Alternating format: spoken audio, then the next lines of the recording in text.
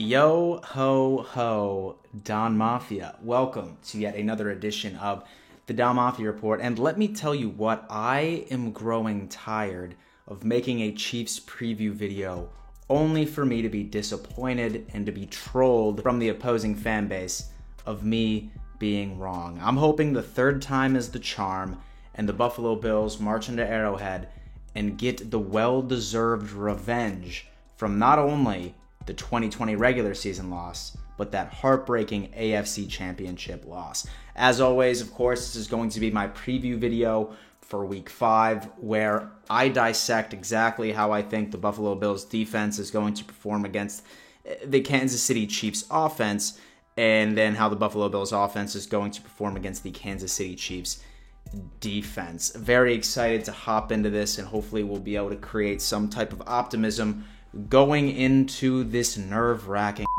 game. But before we dive into it, here is a brief word from today's sponsor. Well, ladies and gentlemen, I just wanted to hop in real fast and let all of you know that you don't know about football. Your knowledge of the game is embarrassing. What's wrong? And did I just bruise your ego? Did I damage your self-confidence? I'm a good guy, so I'm giving you an opportunity to prove me wrong. And what you're gonna do is you are going to bet against me on Viget. Dan, what the hell is Viget? Well, let me tell you what, ladies and gentlemen. This is an application that allows you to put in your sports takes, your sports bets, without having to risk your mortgage payment whatsoever. The second that you log into Viget, you are going to have the opportunity of winning coins.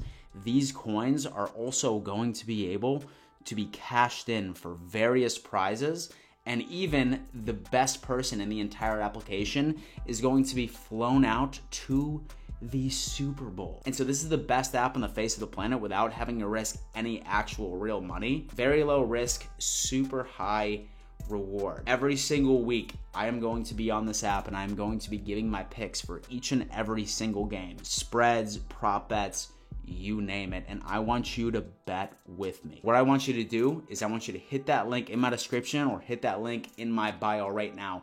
Join my league. The password is HIT72 and start betting against me and show me that you actually know what the you're talking about. So whatever you're doing, stop this video and sign up for Viget today. So yeah, Don Mafia, I mean, frankly, I'm not bullshitting anybody. This is probably the biggest measuring stick of the Buffalo Bills so far. Granted, we have been absolutely beating down each and every single team that we've played this year after Week 1, but now we have our test, right? We have that elephant in the room that has yet to be addressed, the Kansas City Chiefs, and we're going into enemy territory. What I figured I wanted to start off with is we need to talk about this Chiefs offense and what exactly we need to expect, especially since our defense seems to be an entire different identity this year. Can we slow them down? As always, we need to start off with a quarterback, Patrick Mahomes, arguably the best quarterback in the league. So I can sit here and tell you all of his stats throughout the past couple of years, but frankly, that would just be a waste of time. The man is absolutely elite, and although his team is sitting at 2-2, he is still performing tremendously. Right now, so far, he's completing 72.3% of his passes, 1,218 yards, 14 touchdowns, 4 interceptions, and 119.6 passer rating. The guy is absolutely reeling, and what makes this even more impressive is the fact that, realistically, he is without any type of wide receiver depth outside of Tyreek Hill. Perhaps you could talk about Mecole Hardman, who is a speedster. You could talk about a few other players in that receiving core, but Pat Mahomes is really only doing it with Tyreek Hill and Travis Kelce, who is arguably the best tight end of all time. And so as far as specific splits, thanks to Joe Marino, he does a great job on his podcast. He really breaks down exactly how these quarterbacks perform based off of how long they hold the ball, with 2.5 seconds being the threshold. When Patrick Mahomes holds onto the ball for less than 2.5 seconds, he is legitimately destroying defenses. I'm talking about like a 90% completion rate. This year so far, he is probably holding onto the ball like an average around 1.8 to 1.9 seconds, which is ridiculously fast. He's getting the ball out of his hands, and he is absolutely tearing up defenses. However, on the opposite side of the spectrum, which was very, very surprising to me, especially since he's a quarterback that is known to be able to extend plays, he's not seeing a lot of success when it comes down to holding on to the ball longer. You're looking at probably a 40% completion rate when he's holding on to the ball for longer than 2.5 seconds. Now, maybe it has to do with the fact that he really doesn't have a lot of weapons, like true weapons outside of Tyreek Hill and Travis Kelce, and once those progressions are gone, his other playmakers aren't as reliable. But that's a main stat that really screams out to us, saying that the Buffalo Bills need to get in this guy's face, and we need to legitimately flood as much coverage lanes as possible so that we can make sure that Pat Mahomes holds onto the ball. So still, so far, his average depth of target is about 8.6 yards, which is in the upper echelon of the entire league. He's cutting off deep passes about 12% of the time. He's very successful, very accurate when it comes down to passes longer than 20 plus yards.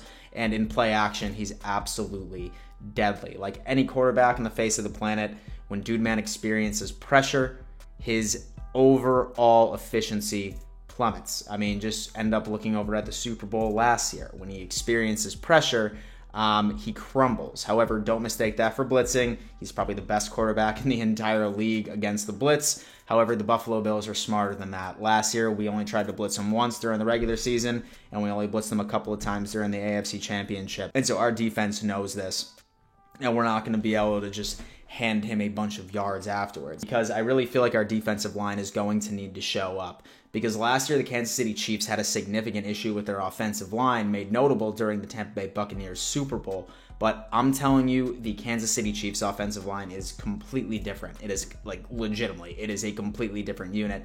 And so far, they have been doing a lot better in protecting him than the company he had last year. So the key matchup, I'm really interested to see what the trenches are going to look like from the Kansas City Chiefs offensive line and the Buffalo Bills defensive line. Pressure on this man is going to be imperative, but natural, organic pressure. You can keep those blitzes at home. The Buffalo Bills legitimately need to do whatever they can to bust past that line, get in Patrick Mahomes' face, and drop as many people into coverage as damn possible. Shit, I'm not even lying to you. I would be fine if we dropped 8 people into coverage and legitimately just rushed 3 at this point. Like I said previously, so Travis Kelce and Tyreek Hill are accounting for about 60% of the overall targets. Both of them have around 30 targets. I think McCall Hardman has around 15. Everybody else is less than 10. So at the end of the day, we know exactly who the ball is going to.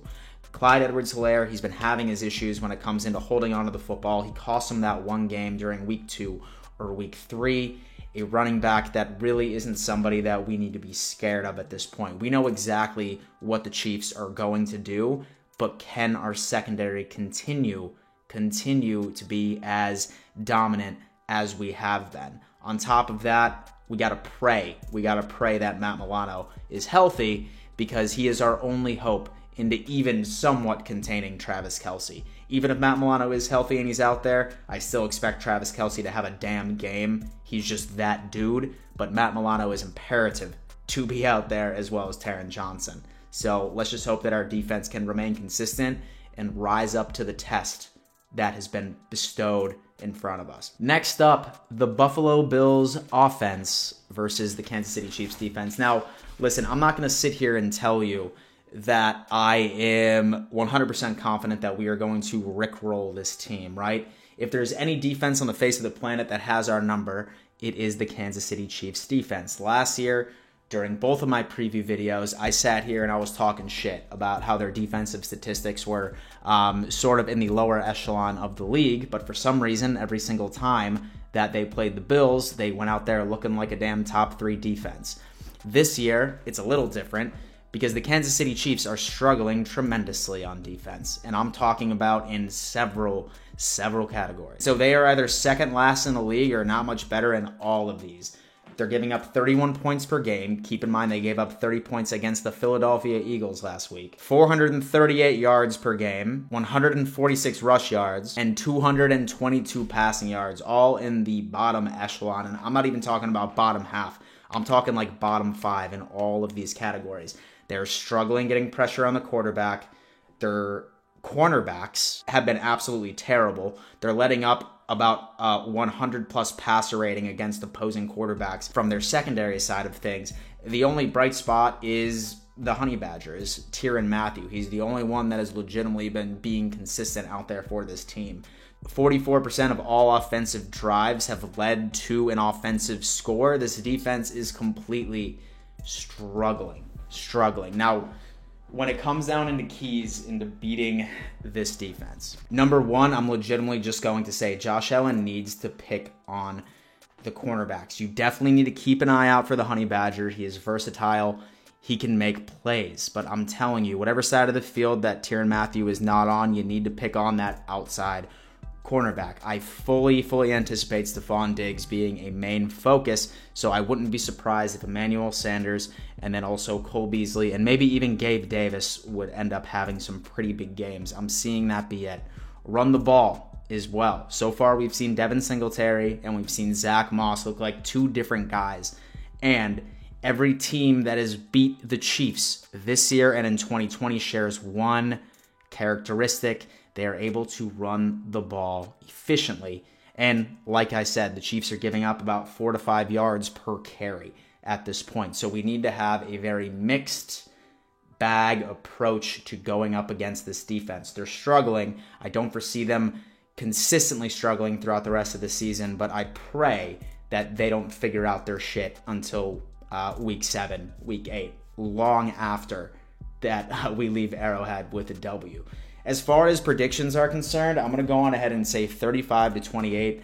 I really feel like the Bills have a chip on their shoulder at this point. The way that our defense has been playing, the way that our offense has been playing, we're going up against a defense that has cost them 2 games already.